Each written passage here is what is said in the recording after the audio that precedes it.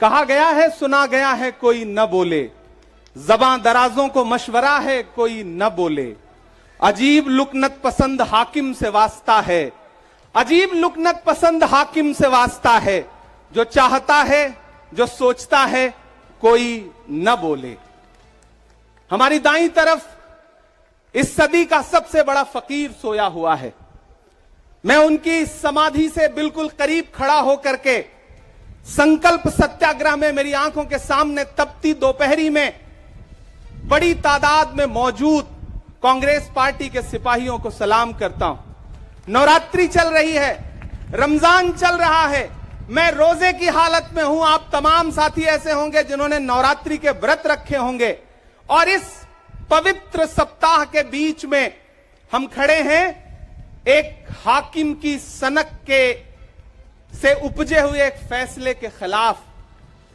दोस्तों, भारत के लोकतंत्र के लिए एक मुश्किल लम्हा है ये। याद करिए, जब हाकिम की सनक की वजह से आप लाइनों में लग करके अपने पैसे बदलवाने के लिए बैंकों के साथियों से विनती कर रहे थे, चरौरी मिन्नत कर रहे थे, तब सबसे बड़ी आवाज बन के कौन बोल रहा था? राहुल गांधी। नतीजा क्या निकला? उनकी एसपीजी सुरक्षा वापस ले ली गई। याद करिए, जब गब्बर सिंह टैक्स लगा करके छोटे व्यापारियों को बर्बाद करने का सपना पाला था इस सरकार ने, तो सबसे मजबूत आवाज बन के कौन बोल रहा था? राहुल गांधी। नतीजा क्या निकला?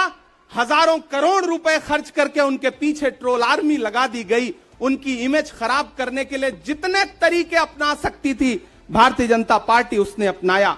याद करिए कि जब राफेल के मुद्दे पर, राफेल में हुई लूट के खिलाफ एक अकेला शख्स पूरे देश में खड़ा होकर के चौकीदार से पूछ रहा था कि आपकी चौकीदारी का सवाल है, बताइए सच्चाई क्या है।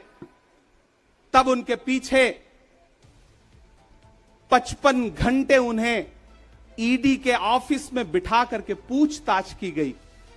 मेरे भाई, उस शख्स ने क्या गुनाह किया? क्या कसूर है उनका? उनका कसूर इतना है कि जब देश में नफरतें सर चढ़ करके बोल रही थी तो उस शख्स ने कहा कि मैं भारत जोड़ने के लिए अपने पैर के छालों की परवाह किए बगैर 4000 किलोमीटर चलूंगा। यह कसूर है राहुल गांधी का। यह कसूर है राहुल गांधी का कि वह एक शहीद पिता के बेटे हैं। यह कसूर है उनका। यह कसूर है उनका कि उनकी दादी ने इस देश की मिट्टी के लिए अपने खून का एक एक कतरा कुर्बान कर दिया। यह कसूर है उनका। आज भारतीय जनता पार्टी के लोग हाउस में खड़े होकर के, सदन शुरू होते ही 1 मिनट भी सदन नहीं शुरू हुआ रहता था और खड़े होकर के राहुल गांधी माफी मांगो के नारे शुरू कर देते थे।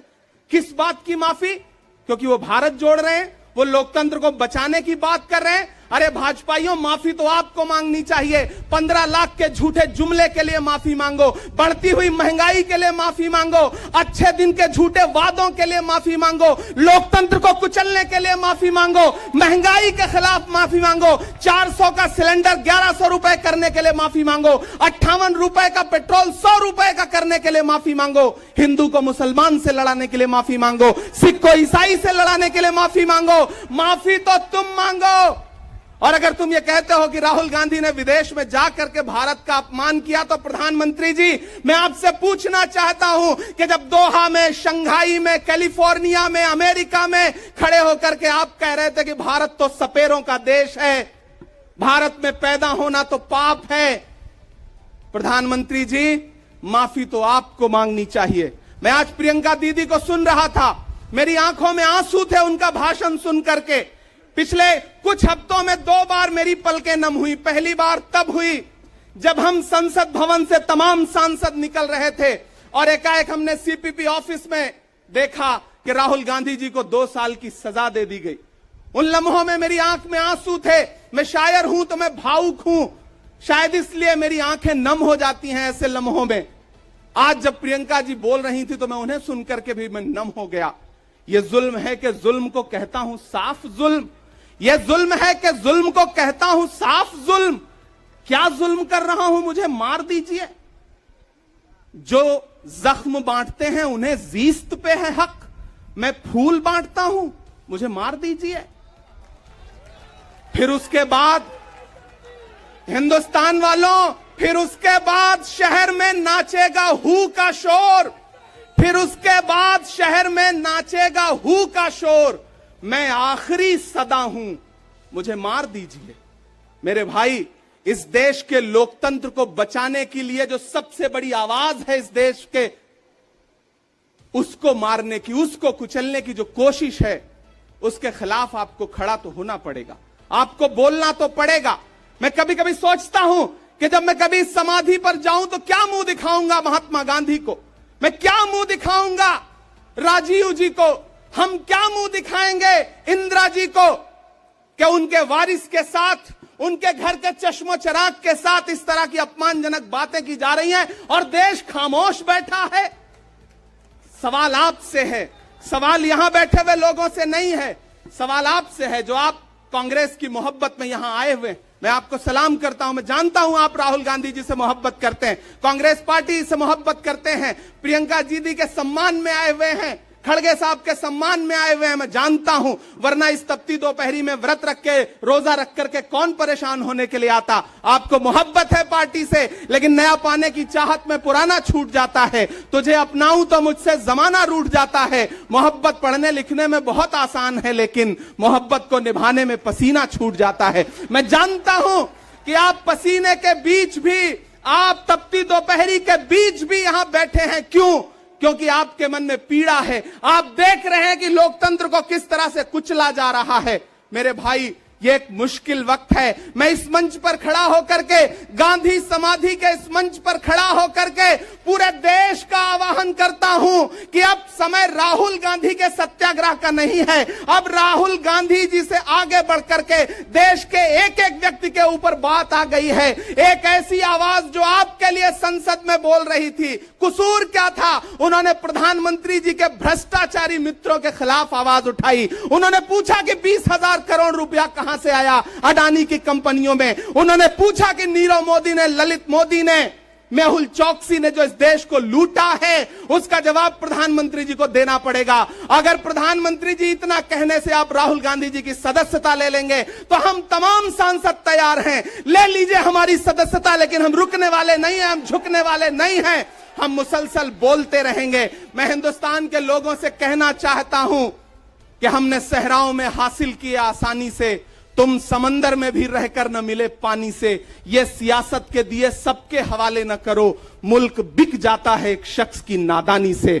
इस शख्स की नादानी से देश बिक रहा है, लोकतंत्र मटिया मेट हो रहा है, संविधान को कुचला जा रहा है। और वो आखिरी सदा जो 7 फरवरी को गूंजी थी पार्लियामेंट में, उसको भी खामोश करने के लिए उसे संसद से निकाल दिया गया है। मैं देश से कहना चाहता हूं कि उन्होंने राहुल गांधी जी को संसद से निकाल दिया है। देश सुने इस बात को कि नरेंद्र मोदी जी और उनकी सरकार ने साम दाम दंड भेद इस्तेमाल करके राहुल गांधी को संसद से निकाल दिया है। अब देश के ऊपर फैसला है, उन्होंने संसद से निकाला है। देश के लोगों, राहुल गांधी को अपने दिल में रखो, अपने दिल में बिठाओ, निकलो पूरे देश में, करो सत्याग्रह। देखते हैं इस हुकूमत की तानाशाही में कितनी ताकत है। अगर कांग्रेस का एक एक कार्यकर्ता जो अपने घरों पर कहीं बैठा हुआ है, मैं उससे भी आह्वान कर रहा हूं कि राहुल गांधी से बढ़कर के ये मसला इस देश के लोकतंत्र तक आ गया है, इसे बचाइए। और राहुल जी शायद अपने घर पर होंगे, यहां हम हजारों की तादाद में उनको समर्थन देने के लिए जुटे हैं। मैं तो बस इतना कह रहा हूं कि मेरे भाई, आपको एक बात समझनी है, और वो ये है कि इस मुश्किल वक्त में हमें राहुल जी से ये कहना है कि लहू में भीगे तमाम मौसम गवाही देंगे कि तुम खड़े थे। एक आखिरी नज्म सुना करके मैं आपसे विदा लूंगा कि लहू में भीगे तमाम मौसम गवाही देंगे कि तुम खड़े थे। शहर का सूरज गवाही देगा कि जब अंधेरों की कोख से निकलने वाले ये सोचते थे कि कोई जुगनू बचा नहीं है, तो तुम खड़े थे, तुम खड़े थे। तुम्हारी आंखों के ताकचों में जलती मशालों ने नई मनाजिल हमें दिखाई। तुम्हारे भाई, तुम्हारी बहनें, तुम्हारी माएं, तुम्हारी मिट्टी का जर्रा जर्रा गवाही देगा कि तुम खड़े थे। हमारी धरती के जिस्म से जब हवस के मारे ये सोचते थे कि सियाह जोंकों की तरह चिमटे तो तुम खड़े थे। तुम्हारी हिम्मत, तुम्हारी अजमत और इस्तकामत तो वो हिमालय है कि जिसकी चोटी तलक पहुंचना न पहले बस में रहा किसी के, न आने वाले दिनों में होगा। सो आने वाली तमाम नस्लें गवाही देंगी कि तुम खड़े थे, कि तुम खड़े थे। हम तमाम लोग, मैंने कहा ना, बहुत सारे लोग यहां व्रत रख करके आए हुए हैं, मैं रोजे से हूं। हम तमाम लोग इस देश के लोकतंत्र को बचाने के लिए राहुल गांधी जी के साथ अलल ऐलान खड़े हैं, खड़े रहेंगे और एक एक सांस तक उनके साथ खड़े रहेंगे। ये हमारा राहुल गांधी जी से वादा है। जिसे खौफ नहीं है मुरझाने का, हम उस गुल के साथ खड़े हैं। कैसा भी दौर आए लेकिन हम राहुल के साथ खड़े हैं। कल भी खुलकर साथ खड़े थे, आज भी खुलकर साथ खड़े हैं। कैसा भी दौर आए लेकिन हम राहुल के साथ खड़े हैं। शुक्रिया। 2 में उनका चयन आर्मी में लेफ्टिनेंट पद पर हो गया था। फिर वायुसेना में विंग कमांडर के रूप में